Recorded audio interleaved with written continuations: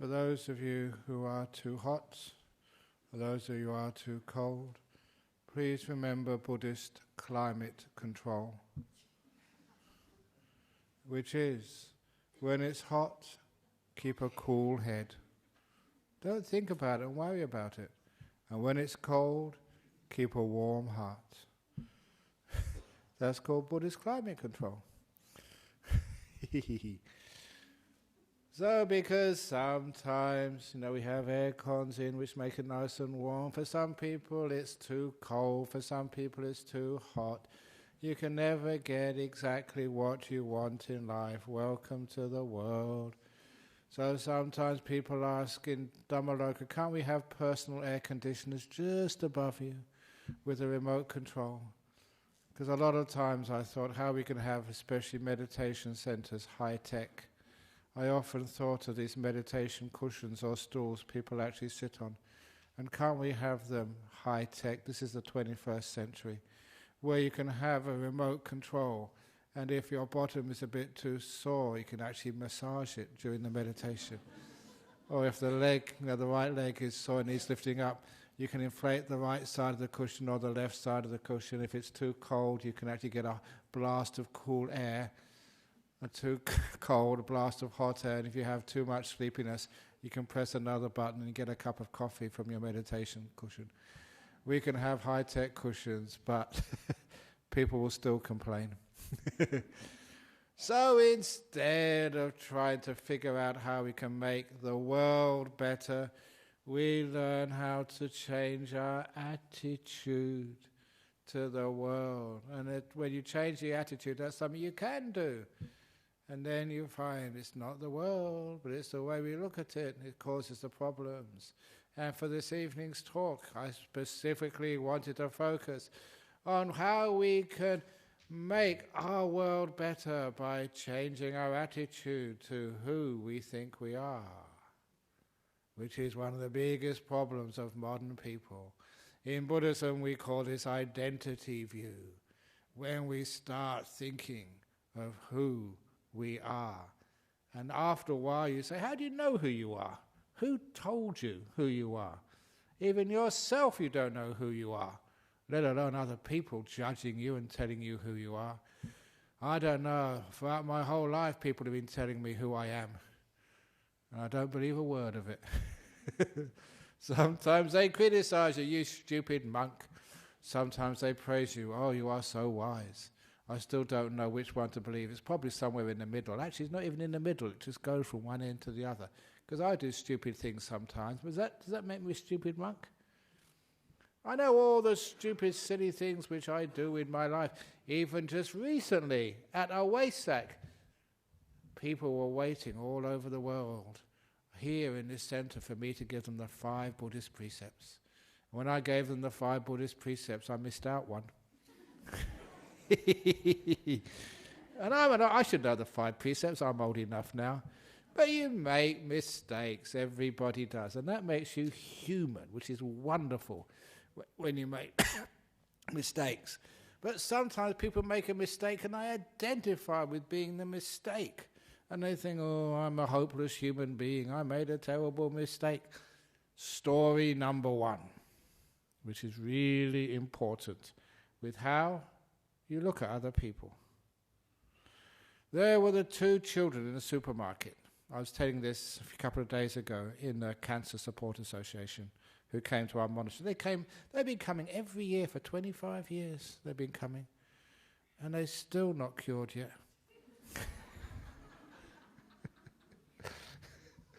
No, actually they are. That's why they keep coming back. Otherwise they'd be dead. So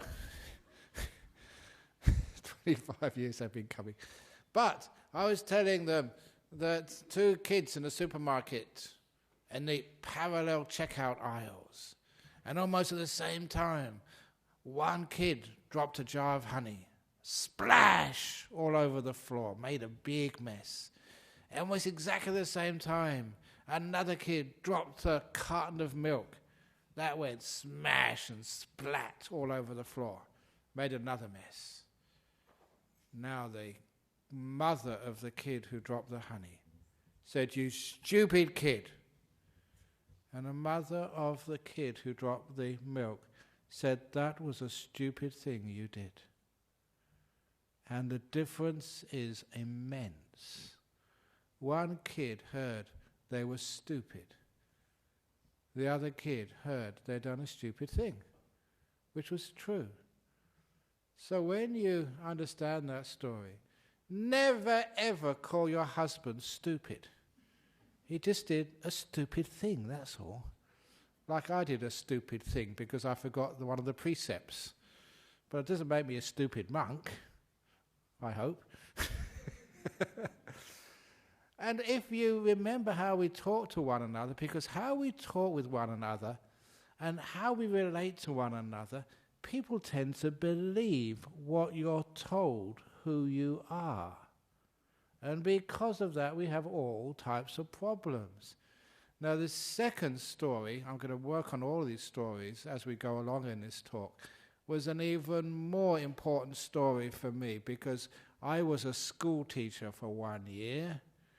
And because you were a school teacher, this was in UK, you had to do some educational psychology. And this particular, I often mention this particular experiment, it was chilling. It told me a lot about human psychology, not just for kids, but for everybody who's sitting here this evening and people listening on the internet. This was the story of the two classes of children. At the end of the year, they gave them an exam so they could stream them for the next year. And the thing was, in this exam, they never published the results.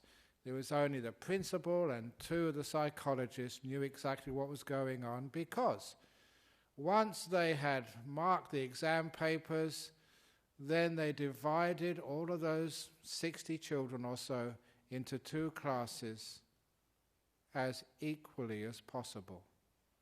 The child who came top went into the same class as the child who came 5th and 6th, 9th and 10th, 13th and 14th, 17th and 18th. The children who became 2nd and 3rd went in the other class together with the child who came 6th and 7th, 10th and 11th and so on. They split the classes up evenly. And the principal went out of her way to choose teachers for the next year who were equally capable, and classrooms with equal facilities. Everything was as equal as they possibly could make it, except for one thing. They called one Class A and the other one Class B. And it was a chilling experiment, because you can imagine what happens. Half the children tell their parents, "Daddy, Daddy, I got into Class A next year." And Daddy says, "That really is mind-boggling. You haven't done any work all year, but never mind, I'm proud of you, son. Have some extra pocket money." And these other hard-working girls doing all their homework all the time, extra studies. "I'm in Class B, Mummy." "Right, no more going out, ballet dancing, no more going out to your parties, no more watching TVs, you're going to have to work harder." That's the parents, because they assumed Class A were the top half and Class B were the bottom half. And so did the teachers. The teachers actually aimed their lessons at a higher level. They expected more from the Class A kids. And even the Class A kids themselves thought they were better. An assumption, Class A is always better than Class B. So 12 months later, when they repeated the exam, kids in Class A did so much better than the B class kids. Exactly as you would have expected if they were the top half from the year before. What had happened is they became Class B kids because they believed the assumptions, what Class B means. Now, once I heard that, I realized when you call a person stupid, they become stupid. When you call a person mean, angry, they believe that. They become mean and angry. It's amazing just what we're told, how much we believe, and how much we become. And that is one of the biggest problems, because most of what we're told is criticism. We're always told we're not good enough. We're always told we're not wise enough, we're not strong enough, we're not pretty enough, we're not working hard enough, we're not sleeping enough. Even these days we're told we're not happy enough. You've been coming to this Buddhist temple for such a long time, why are you so miserable? Please, you are allowed to be miserable in this center.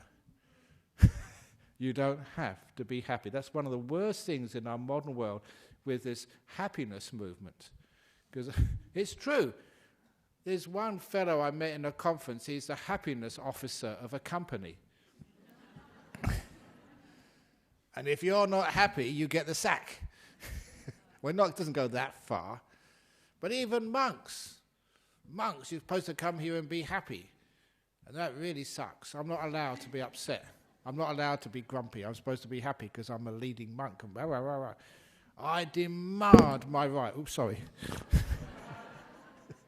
I demand my right to be grumpy and unhappy sometimes. Now, you see, what we're doing here is you're not a grumpy monk. You're not a happy monk. All those things which people expect of you, that is what causes the stress and problems in life. So if you feel upset, be upset. If you feel happy, be happy. If you feel sick, be sick. This is one of the other problems. Because I told people recently, I remember the story. It was, a long time ago, I was really sick. Never knew why, but I went to go see the doctor. Went into the surgery in Byford. And I was sitting there at the surgery, waiting for my appointment, as you all do, you know. You make your appointment for, say, 10 o'clock, you have to wait till 10:30 or 10:45. You could be dead by that time. But anyway, I was waiting there. I wasn't dying. And at that time, I was often visiting the local prison, Incarnate Prison Farm. And one of the prison officers came into that surgery too. And he recognized me. I was been teaching meditation and good lifestyle to the prisoners at Carnet. And he looked at me and he said to me, I never expected to see you in a place like this. And I felt really guilty. It was like I was caught in a pub or a bar or a brothel or a casino or somewhere. The monks are not supposed to be sick. And even if you eat brown rice and are vegan and do exercise and yoga and meditation, you get sick too. So I demanded my right to be sick. So much so, that was the point when I realized, why do people always put this guilt on you for being who you are? So why is it? You know this because I've told this many times before in this hall. When you go to the doctor, how many of you go into the doctor and said, Doctor, there is something wrong with me. I've got a cold. There's something wrong with me. My breathing is not normal. Never say that. If you understand what I'm talking about this evening, you'll go into the doctor and say, Doctor, there is something right with me. I'm sick again. There's nothing wrong with being sick. And I demand sick people's rights. I did it more carefully that time. In other words, why stigmatize these things? Because we're always into criticizing, putting people down, putting ourselves down, until we get this identity view of not being good enough. And that is our identity view which causes so many problems for people in this world. And I come across this so often, when people come and talk about their problems, all coming down to the fact that you weren't acknowledged as a human being, that you thought there was something wrong with you from the earliest time of your life. Mothers were always saying, you're not pretty enough, you're not working hard enough, you're not cleaning up your room, you're not doing this, you're not doing that. And honestly, the amount of criticism kids get growing up, it's all well-meaning. You want them to grow and become better human beings, but you're doing it all in the wrong way. And because they feel a lot of criticism, and I've seen it. I was on a bus some years ago. I was doing research. I was on a school bus. No, it was a bus which was collecting school kids, sitting down, going from one place to another. I'm not quite sure what I was up to, but listening to how teenage kids talk to each other. And there was 2 girls in the seat in front of me. And one, they must be the best friends. And one was saying, "Oh, your breasts aren't big enough." And the other one said, "But look at your nose, it's too big." And they spent the whole bus journey picking fault with each other. And these were the best friends. I don't know what their enemies said about each other. And do you remember that from schoolyard? Always being picked on and all your faults being pointed out to you. And after a while, if you're called a Class B kid long enough, what do you think you become? Class B kid. You build up your identity just from what other people tell you. And it's the same with so many other things in your life. You start a relationship, it doesn't work. So you feel a failure in relationships. You try a job and you get sacked and you feel there's something wrong with you. I don't know how many people keep on feeling there's something wrong with them, just the same way that people think there's something wrong with them when they're sick. There's nothing wrong with you. As I like to tell people in Singapore, half of your children, I tell them in Singapore, are going to be below average intelligence. No, of course, that's obvious. That's just simple maths. Half have to be below average. But not my kids. No, not my kids. Other people's kids, yes, but not my kids. My kids are above average intelligence. Half of your husbands are going to be below average. And you say, "Yes, Ajahn Brahm, that's true." Mine is. Come on, this is the world. Of course that has to happen. But there's nothing wrong with that. And this is actually where, when we say there's something wrong with things, this is where we get into huge amounts of problems and troubles. Instead of saying it's wrong with life, we learn instead just how to understand life. This is what life actually is. People make mistakes, they do the wrong things. But that doesn't make them a wrong person. They're not Class B kids. And you're not a Class B husband. You're not a Class B wife. You're not a Class B mother. You're not a Class B person. But unfortunately, we make these identities, which is one of the things why in Buddhism, we always say in meditation, well, who are you? Or rather, who do you take yourself to be? And so sometimes I ask I've asked a person to do this recently because they were feeling a bit depressed about themselves. And I asked them, "Please write all the good things about yourself." He said, no, there's none. You can see they have this identity view. They're a bad person. They're depressed. They're always late or they do wrong things. They always criticize people. And after a while, we have this view of who we think we are. I did a lovely experiment when I was a monk. I was spending 3 months in the rains retreat with another Western monk. And at the end of the retreat, we sat down and we told each other what we thought of each other. Now, honestly, 2 monks. And I was listening to his opinion of who he thought I was. And it was totally different to anything I ever expected. To see myself, I heard myself described in another person's eyes. That was not what I thought of myself. And I did the same to him, and he was gobsmacked too. Sometimes, what we think we are is so far from the truth.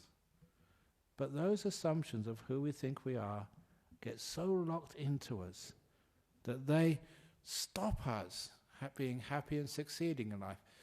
Another case, this was from this time I was a school teacher. I love doing experiments. Some of them were maybe not fair, but they were worth it. Because there was a kid in my maths class, and the teachers told me he's hopeless at maths. He came bottom the year before. I've taken about 3 or 4 classes in this school.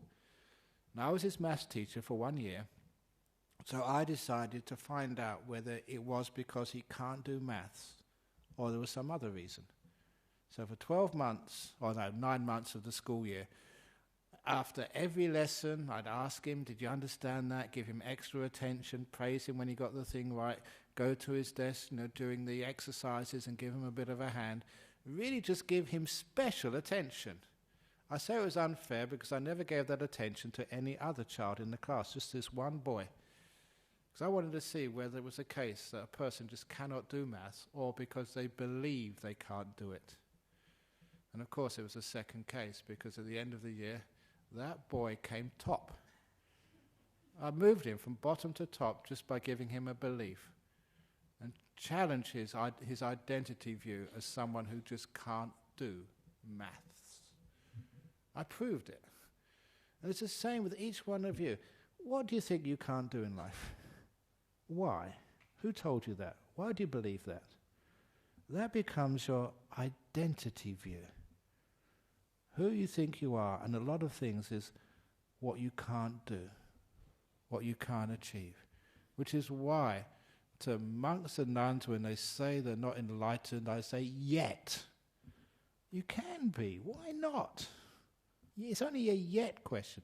Keep on going. There's nothing to stop you except your lack of belief and confidence in what you can actually achieve and do. And it's incredible that if I can somehow get in their heads and tell them, yes, you can do it, it's amazing, they do it. Say with each one of you, sometimes even just being happy, or even being healthy. You know, with the cancer support group, why do we think that I've got cancer? Ugh, I'm going to die.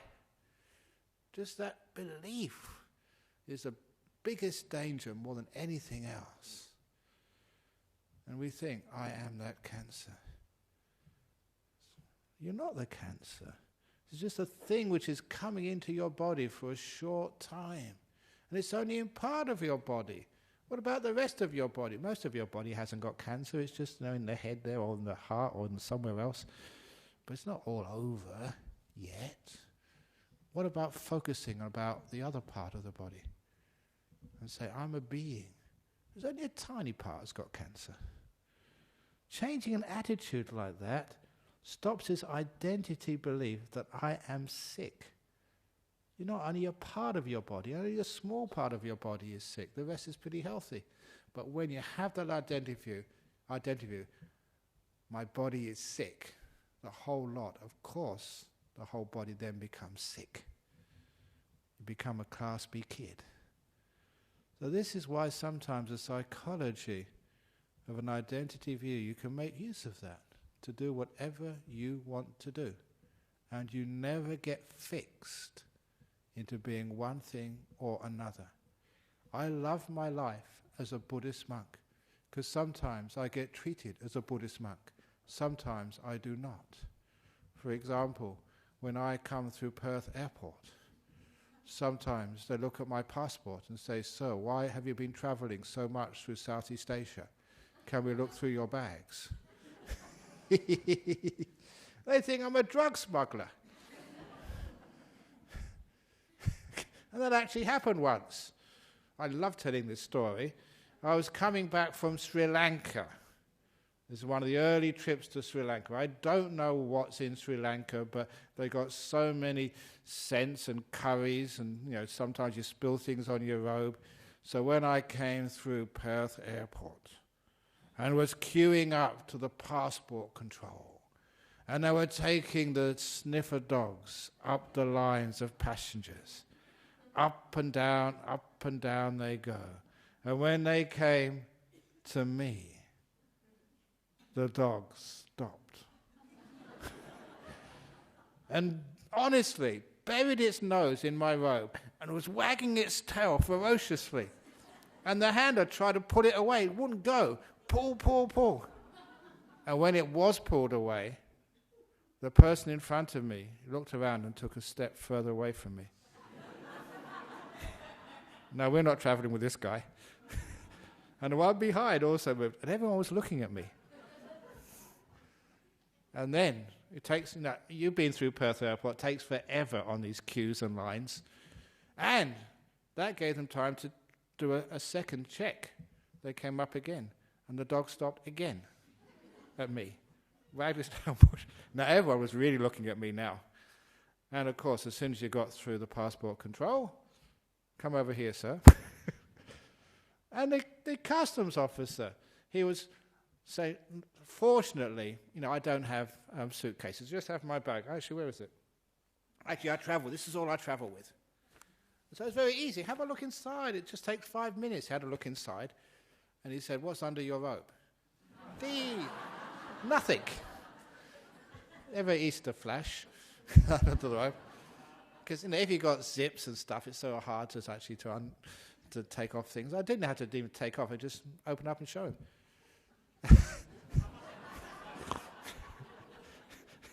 It's really good fun being a monk. You can just be a bit crazy because you're dressed crazy, so people sort of expect it. So anyway, and afterwards he said, well, why did the dog stop at you? And I just started to explain about loving kindness and compassion. And this customer said, get out of here, get out of here.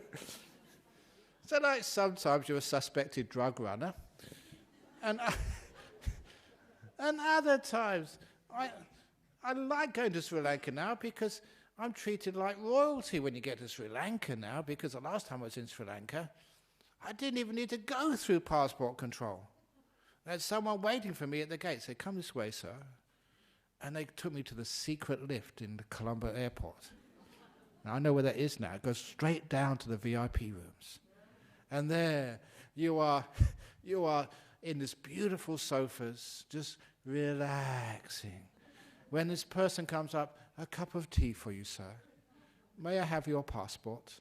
And so while you're drinking the tea, they do all that sort of stuff. And wouldn't that be wonderful if you go to Perth Airport, they say, just sit down, madam. They give you a cup of tea and they do all the passport stuff for you. And once it's finished, they give the passport back and said, your car is waiting outside, sir. Now that's the sort of service we want in Perth Airport to attract more visitors. So which is the real Ajahn Brahm, the drug runner or the celebrity? I don't know. But it's wonderful when you can play around and be anybody. And what's that other time, this other famous story? I'm just going on to old stories because I just like telling them, even though you've heard them before. That time when I was busy building a Bodhinyana monastery.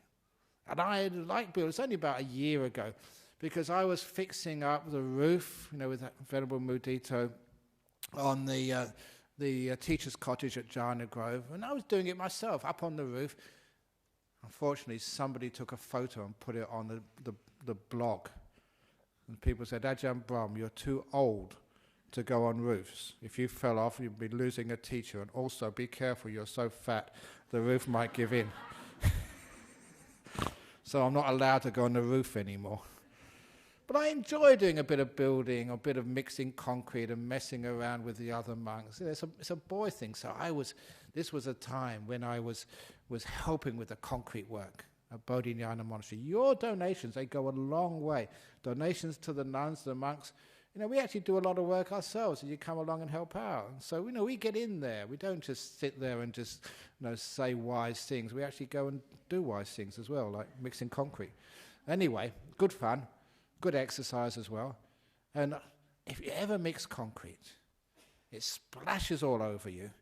And that's part of the fun of it, getting down and dirty. So I had all these smears of concrete all over me. It looked a real mess. And I was walking back, to take a shower, when this very well-dressed Sri Lankan woman, high-class Sri Lankan woman, probably very wealthy, we were passing, and she said, I've come here to see the great monk Ajahn Brahm. Do you know where he is? She said, and I told her, I said, because I was very smart, thinking very quickly. I said, if you go down to the dana sala, the dining hall, you'll probably be down there in about 15 minutes. Oh, very good, she said. So I quickly, had a shower, got changed, went down there and talked to her. She didn't recognize me. Honestly. Because after talking to her for about 15 minutes or half an hour, she said, oh, that's so inspiring. You're a really good monk. I'm so happy to meet you. And your monastery is wonderful. But if you don't mind me saying, on the way here, I met one of your monks, and he was very badly dressed. You should not allow that.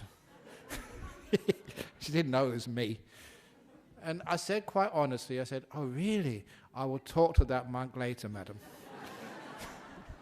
I wasn't lying, I often talk to myself.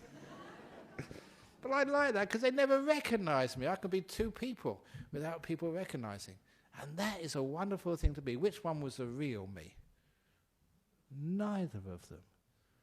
Because when you don't identify with anything, you're not a sick monk, you're not a healthy monk. You're not even a monk. Human being, that's one of the nicest things when people come to the temple. They start talking to the nuns. These nuns were not born in Mars.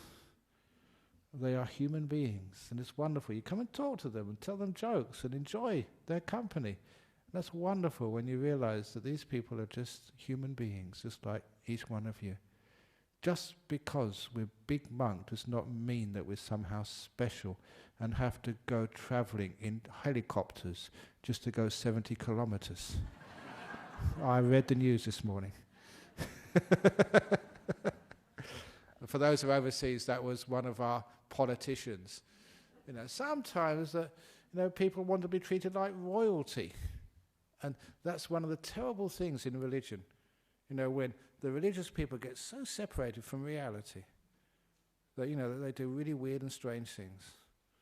So it's nice actually to have your friends here and people who actually can bring you down to earth. Because sometimes people tell me that. I do sometimes. When I was away recently, I went to Central Java just to give one talk in a town called Magelang. And this is not a big city in Java, but 5,000 people turned up. And I was treated like a rock star.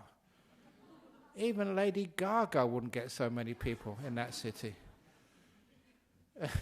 And so sometimes people said, they've asked me many times, said, you are getting famous, Ajahn Brahm. Are you afraid that fame will make you sort of really proud and arrogant and change you? I said, no, because you've got these nuns and monks, they'll pull me down if ever I get any airs or graces. And then I always manage to make sure I do the hard work as well. And sometimes you see me. And sometimes people hate this, when I open doors for you. I come in here and I open the door for you. You go in there first. Say, no, I can't. You've got to go in there first. Sometimes you like actually just taking away this identity view of being somebody special, because you're a human being. That's what's special about you. Each one of you is special. They were just saying this evening about there were some rules. Only exceptional nuns, they say, can actually come during the rains retreats at Dhammarasa. And I mentioned that all the nuns are exceptional. Every one of you is exceptional, special. There's no one else like you in the whole world. Thank goodness. That's beautiful to see this. And when you actually start to see that, you start to see the identity view which people have. Why do you want to be special? Why do you want to stand out? Why do you even want to be different? And it's wonderful just to say that whole judging of being better, worse, or the same, that is what the Buddha said are the three conceits, which is one of the biggest problems for human beings. Wanting to be better, wanting to be, sometimes thinking we're worse, and sometimes we're just all the same. None of them are true. We just don't judge ourselves. Which means instead of actually saying we're a bad person, we're a good person, that be honest, sometimes you're good, sometimes you're bad. We change, we make mistakes sometimes. But we always learn and grow little by little. And when we try and judge who we are, please don't judge from the past. It doesn't matter what you did in the past. That's not who you are. That's who you were. And if we always think that we are what we were, there's no way of any growth. We're stuck in the past.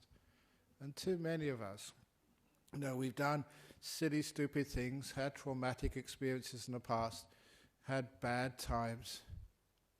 Why can't we move on? That wasn't you. That was another person, another being, a long time ago. So why can't we just let it go?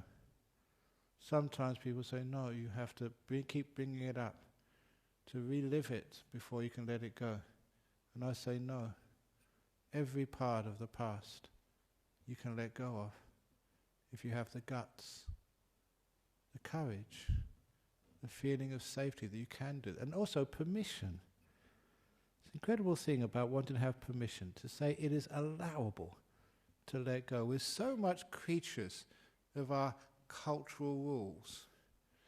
Somebody sent me this interesting email the other day, and it was some tribe which has, been totally untainted by other cultures. That in this tribe, when anybody makes a mistake or does anything wrong or bad, like steals or hits somebody, or he stands in the center of this circle, and all the members of the tribe stand around him. He's done something bad. But do they punish him? No. For 2 or 3 days he has to stand in the middle, and they all tell him wonderful things about himself. What a great person he is, for 3 days when he's done something wrong. And I thought, wow, whatever that tribe is, that's incredibly wise. Because if someone's done something bad and you punish them, you're just reinforcing this idea, this identity view, they're a bad person.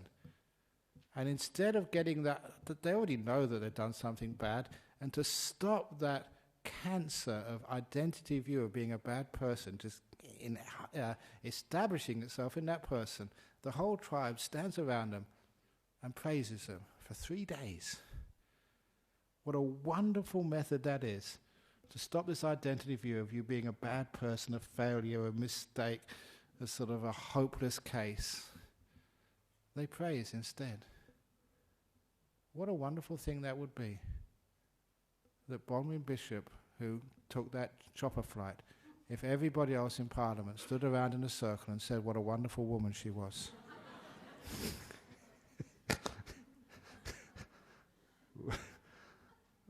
You may laugh at that, but what that does, the whole reason why people do bad things is taken away. People do bad things, they make mistakes. A lot of times it's because they've just been demeaned. They think they're hopeless. They think they don't deserve to do good things. And if we'd only get a bit more praise when we were young, a little bit more love, care, acceptance, embracing, you make a mistake. Yeah, you made a mistake, but we still love you and care for you. If you only get more of that, there'll be far less people doing bad things in the world. And if you don't believe me, look at yourself. What sort of upbringing have you got? Your history, I'm not talking about when you were a kid, but up to the present moment. If you do bad things, why? Why do you do that stuff? And a lot of times it is because you don't think you deserve to be good. You don't deserve to be a kind person, a generous person. There's always this sense that that's not who I am.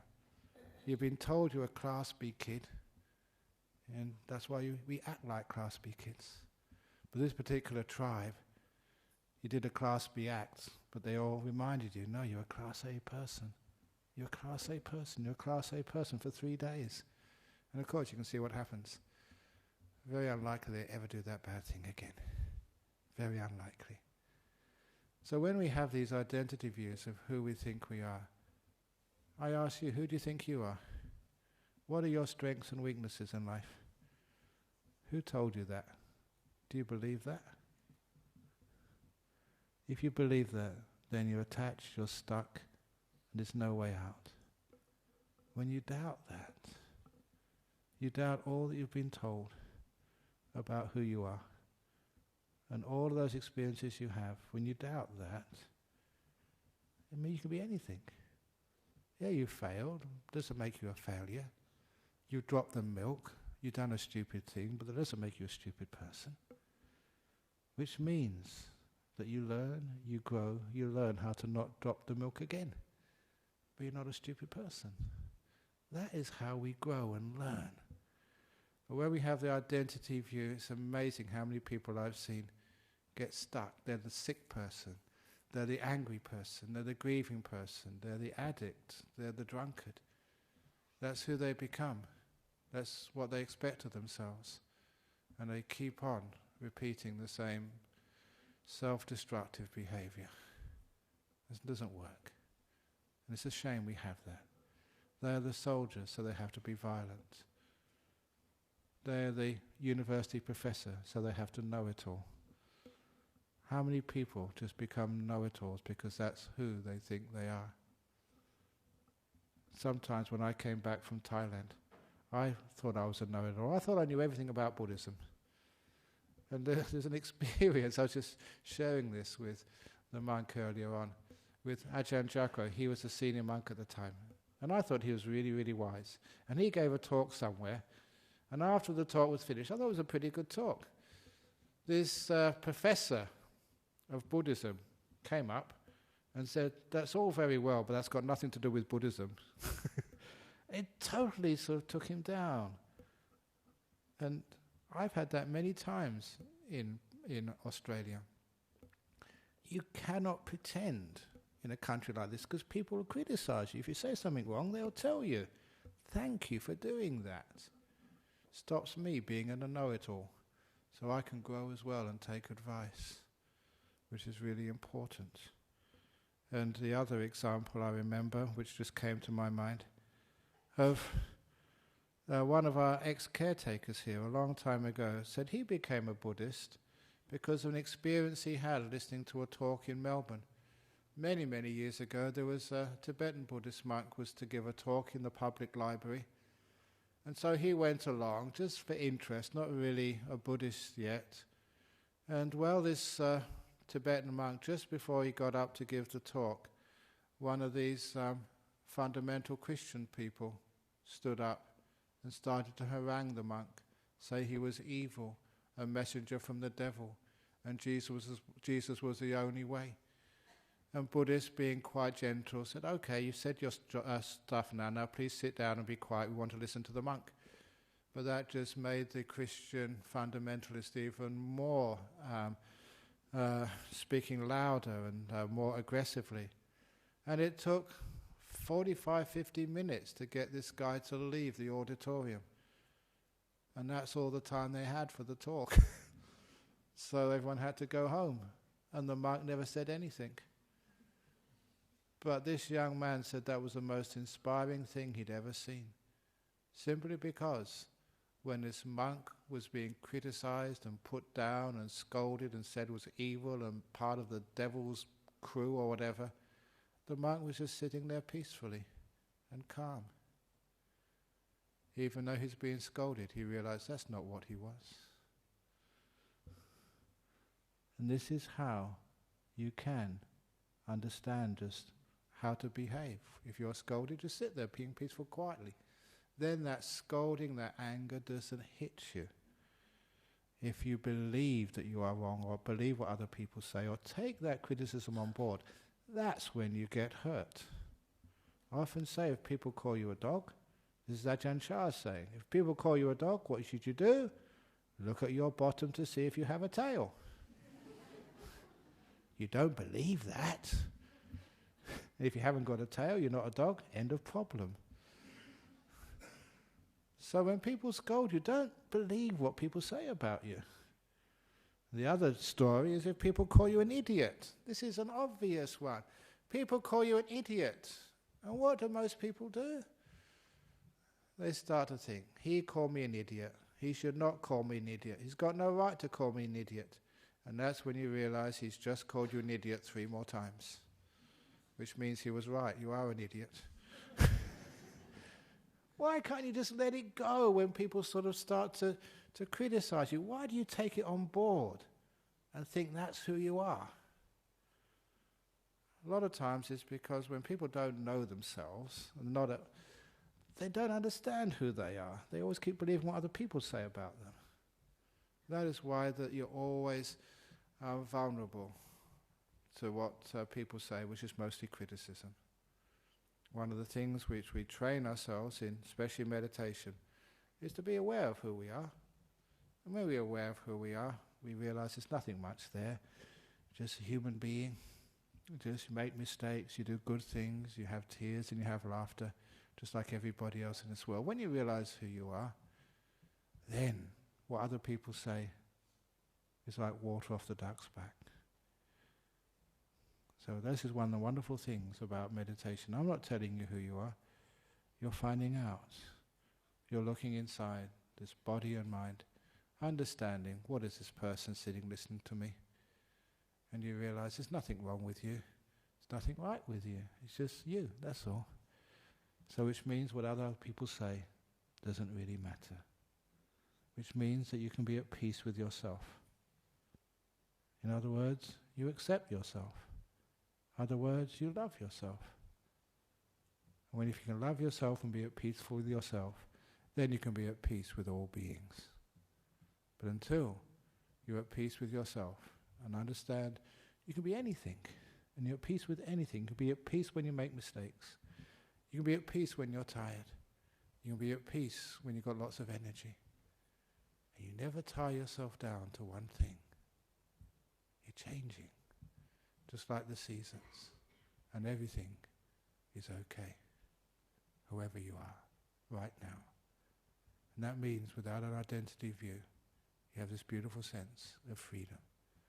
Not tied to the past, but just being, evolving, changing, just like all other beings. Thank you.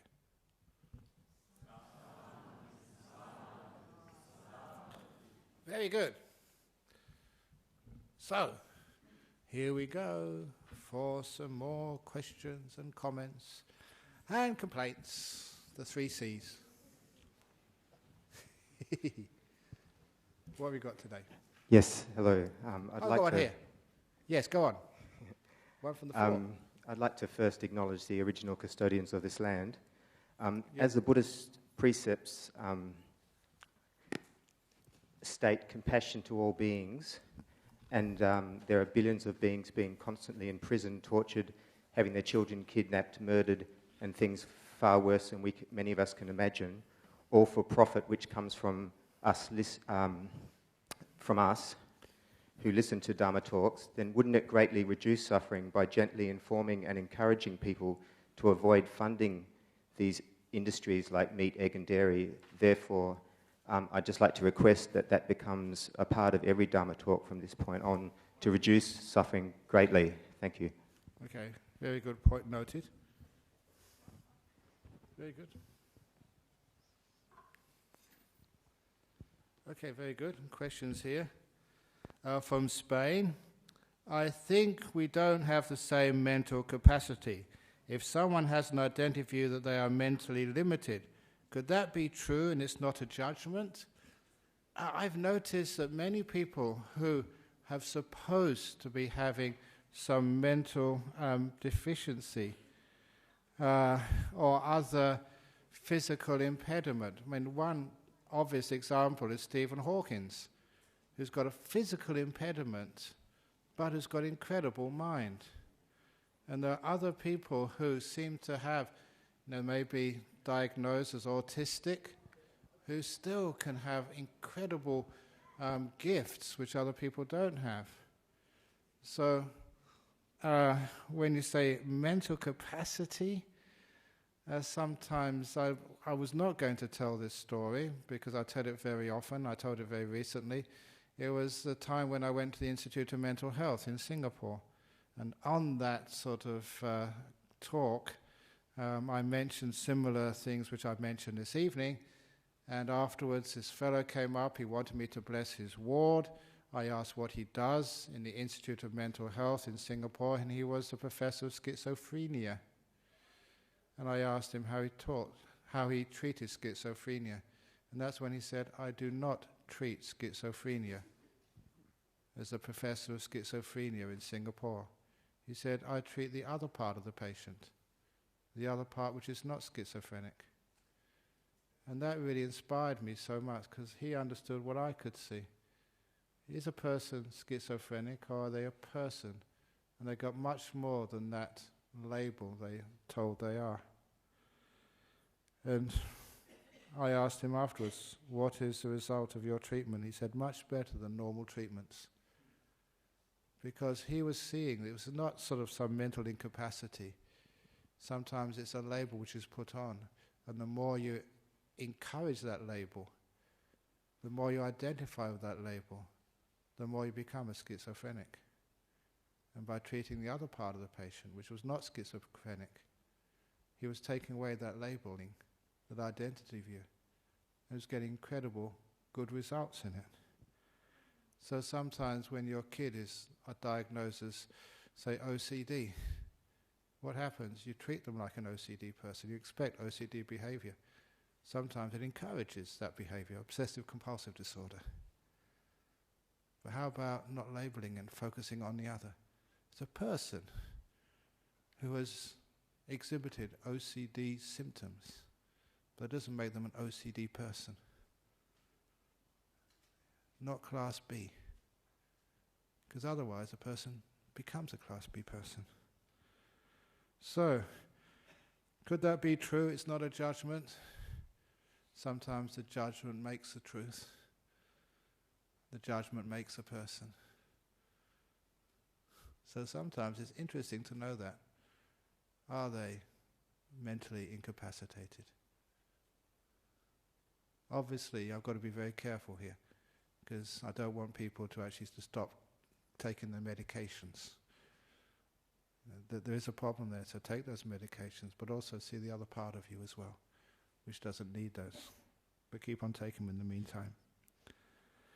And lastly, from the US, I identify myself as a Buddhist, but I have trouble practicing Buddhism in a Western society. Any suggestions to help? Depends what type of Western society. In many Western society, Buddhism is very cool. And it depends like how you practice that Buddhism. And I think you must have all seen, because I don't know how many people have sent me this email, that the Wimbledon men's champion, Novak Djokovic, he was going to the Thai temple in London every morning, which is just around the corner from the tennis courts in Wimbledon. And he was going there every morning, to meditate and just relax before his matches. And that's why he won sort of the Wimbledon men's tennis championships. And it's also why the Australian players didn't do that well, because they never came to the Buddhist temple. So I don't know why you have trouble practicing Buddhism in a Western society, because it usually fits in pretty well. Now, if you want to do ceremonies and stuff and chanting and banging drums down the street, obviously that doesn't go down very well.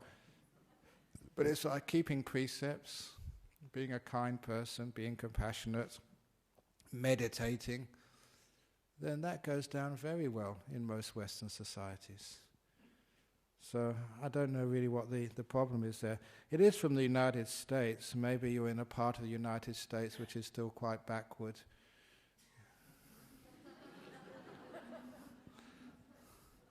When it comes to religious freedoms and tolerance for difference. But some parts of the United States they're still not really totally recovered from racism. So, it takes a while for them to open their minds to different views of religion and the truth about the nature of the world.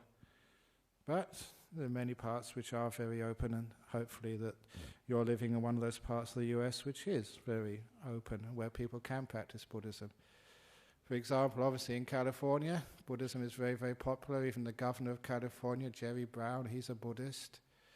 There's many other people are Buddhists in the United States. So it depends actually where you are from the United States. In some places, there's still, again, need to sort of come into the real world and move forward. But in some parts, it's still, a little bit sort of behind the times. Hopefully you're living in a place which is ahead of the game. Okay, so that's any questions from the floor again? Okay, so we can wind up now. So we usually pay respects to the Buddha, Dhamma, Sangha, and then we can all go and take a rest.